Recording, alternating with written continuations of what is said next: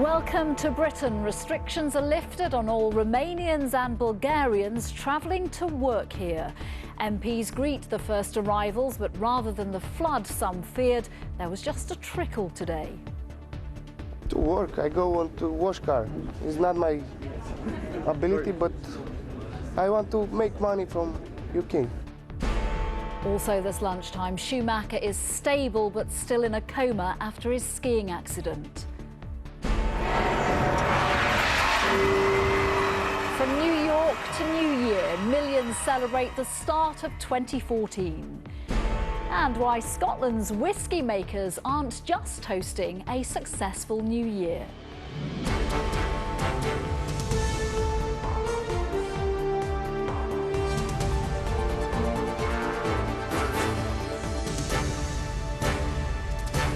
This is ITV News with Nina Hussain. Good afternoon. The rush of Romanian and Bulgarian migrants, some predicted for today, has so far failed to materialise. Airports and border crossings are only seeing a normal number of arrivals from those countries whose citizens all now have the right to work in Britain from today.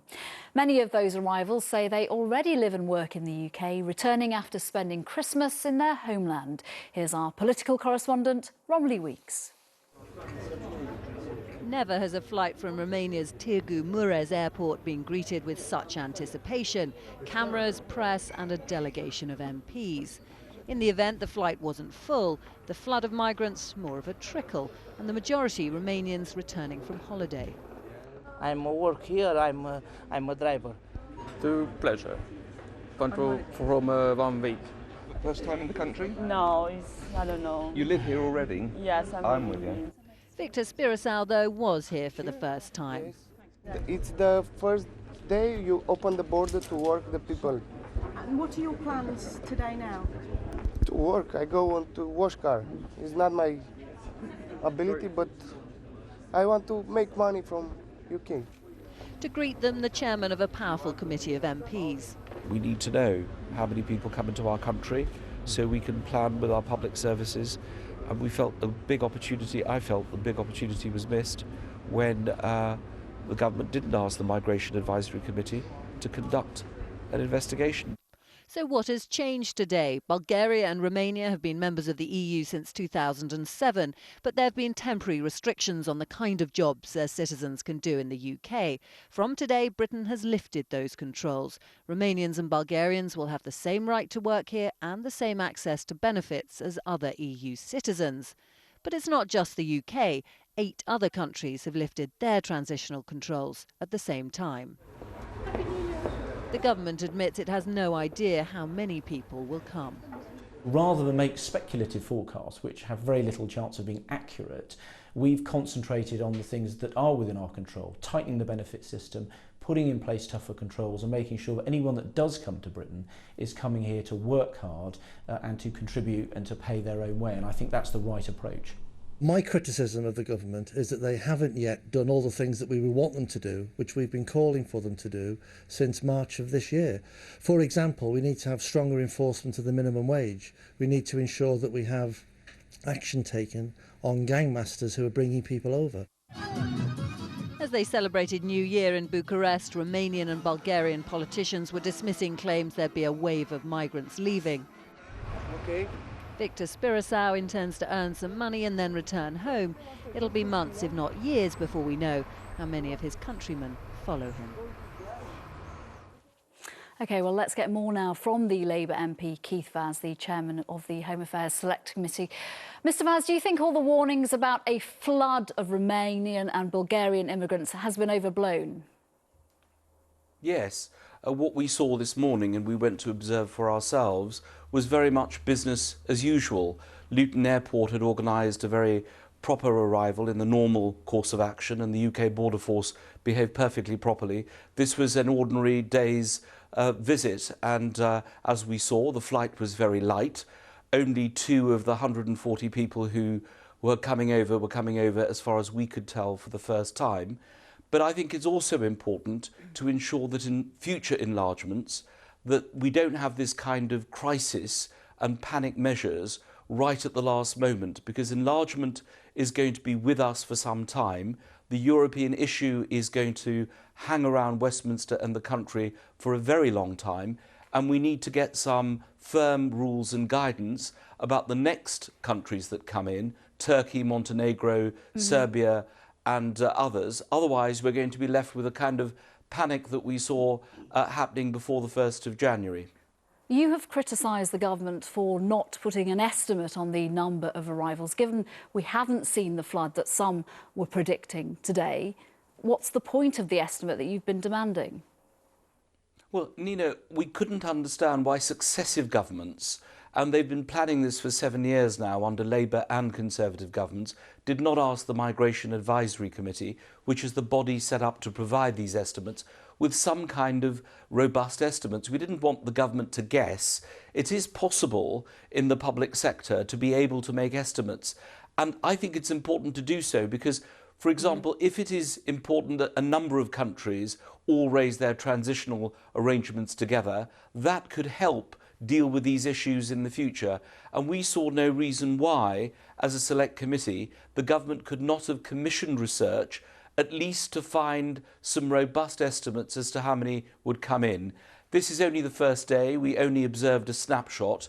We'll obviously have to monitor this in the future, and we intend to continue to do so. Mr Vaz, thank you for that. I can also speak now to Tim Aker from UKIP. Given we haven't seen this flood that many predicted, your critics are saying you've just been fueling false fears. How do you respond to that? Well, we've already seen net migration increasing. We saw net migration up again earlier last year, but also as well we open up our labour market to the whole EU. It's 1.3 million jobs we are advertising to the whole EU, so all of the unemployed EU workers can go and apply for these jobs. So we've got 2.4 million unemployed in this country, we've got 1 million young unemployed, but we're advertising 1.3 million to the whole EU workforce. What do you say to those business leaders who've been very vocal about this issue, who say that actually there are some Britons who don't want to do some jobs, so these immigrants, they will be welcome here?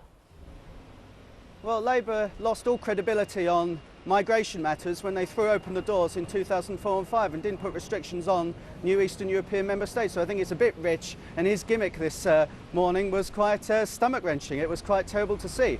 Labour have no legitimacy on this issue. We've got 1 million young people unemployed who go into 2014 with even fewer prospects because we're opening up our labour markets to Romania and Bulgaria.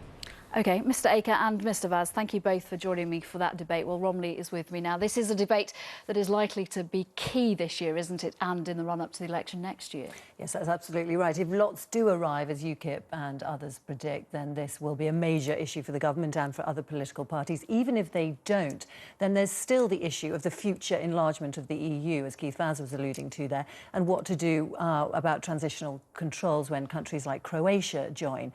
So we've got the European elections in May, and immigration caught up as it is with Britain's place within Europe. It will be a major issue in those elections and going forward into the general election too. A key issue for the government and for the Conservatives going forward as well, but barely a mention in the Prime Minister's New Year message. Yes, that's right. There was just a fleeting reference to keeping up the government's work on immigration and welfare, saying that welfare had been capped and immigration cut, although not meeting the government's own targets, it should be said. What he really wanted to focus on in his message was the economy, and this is what he had to say. We'll continue with the vital work on the deficit. We've reduced it by a third already, and this year we'll continue that difficult work to safeguard our economy for the long term, to keep mortgage rates low, and to help families across Britain. We're going to keep on doing everything possible to help hard-working people feel financially secure, cutting income taxes and freezing fuel duty. We'll keep on working even harder to create more jobs.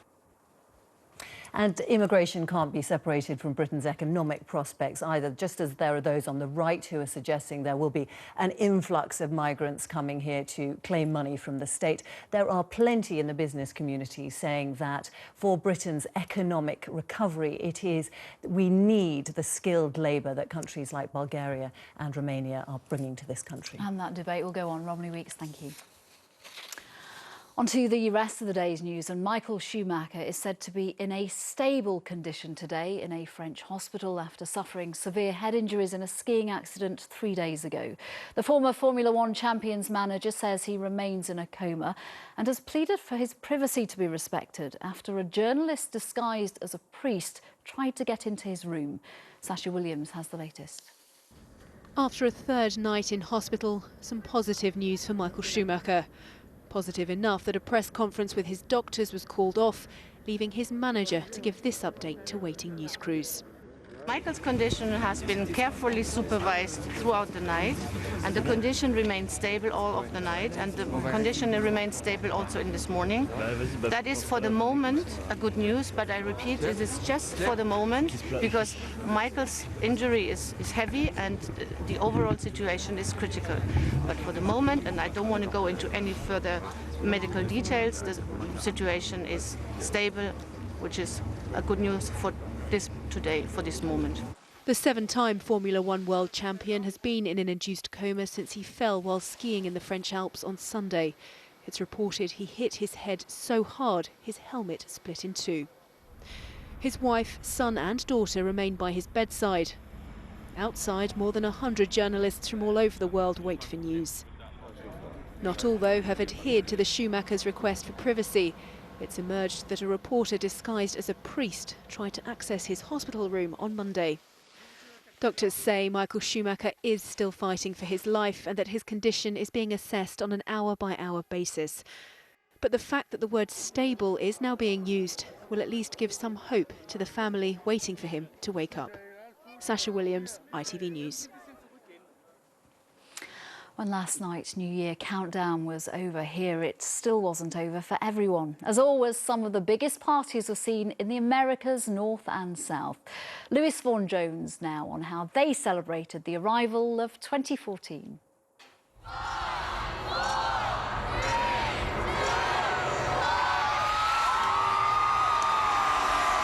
In Times Square, more than 1 million people joined the countdown to the new year.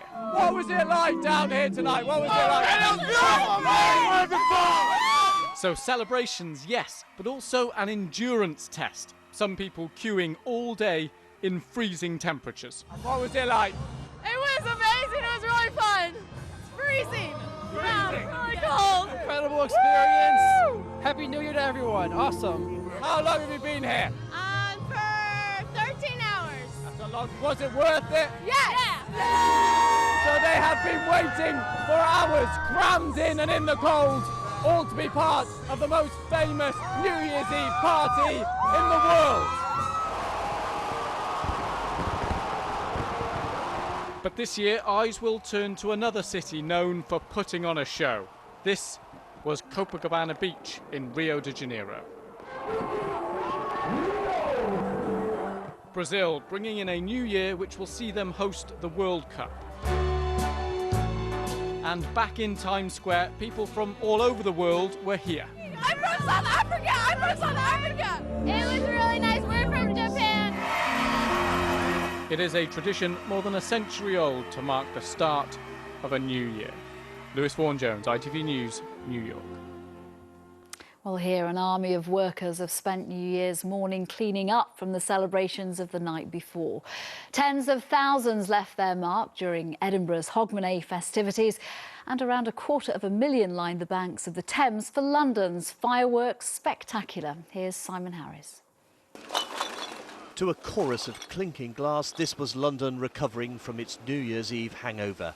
An estimated 85 tonnes of rubbish was swept up in the early hours after hundreds of thousands of partygoers left their mark.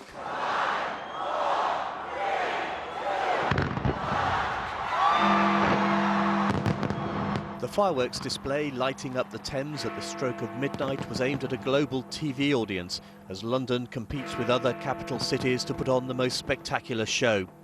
This year, the crowd was treated to strawberry-flavoured mist and banana confetti. The police reported 100 arrests, many for drunkenness. In Edinburgh, the home of Hogmanay, revellers joined in a different kind of street party. Around 80,000 people enjoyed live music before watching another display of pyrotechnics. 2014 promises to be a memorable year in Scotland. In the summer, the Commonwealth Games are coming to Glasgow, and in September, voters will be asked in a referendum if Scotland should become an independent country. But in most cities where the New Year was celebrated, like here in Manchester, immediate thoughts were about clearing up. Simon Harris, ITV News. The North Korean leader Kim Jong-un has made his first reference to the execution of his uncle in a New Year's address. He didn't refer to his uncle by name, but said his party took resolute action to remove scum. He also called for better relations with South Korea, saying dark clouds of nuclear war constantly hover over the Korean peninsula.